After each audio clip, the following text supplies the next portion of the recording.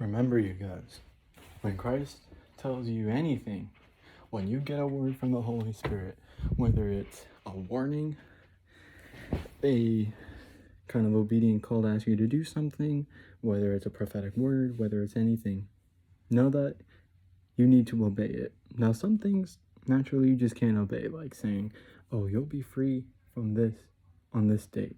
I will provide you this on this date. You naturally can't really obey that, but also know that you can keep walking with him the way you are. Know that the way that Christ is bringing you, or know that the things he's having you to do is preparing you for what he has for you. If he thought there was a different way to do it, he would do it. But now, since he's making you do it this way, know that it's the best way that he thinks is. Know that he thinks that that's the best way. When he asks you to spend many hours with him, or to keep serving at that youth group as a youth pastor, or whatever it is, or to keep going to that church, whether your parents don't like it or not, or whatever it is, know that he thinks that that is the best way for you to get to where you need to be.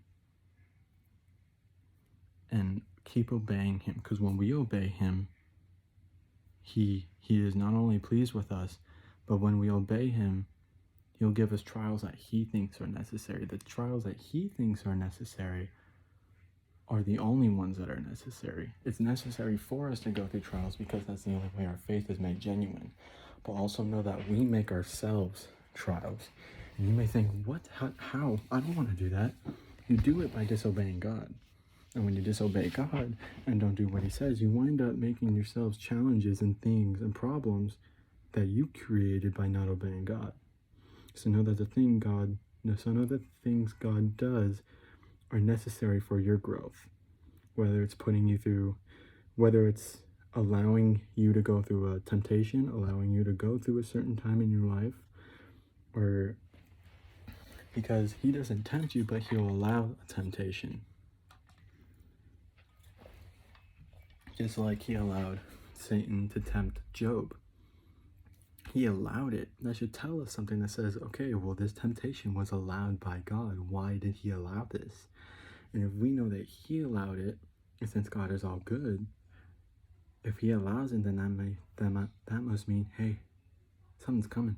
If he's allowing this, I can get through it because he's allowing it. And he'll never tempt me beyond what I can hold. He'll never tempt me beyond something that I can bear. So if he's allowing it, that means it's necessary.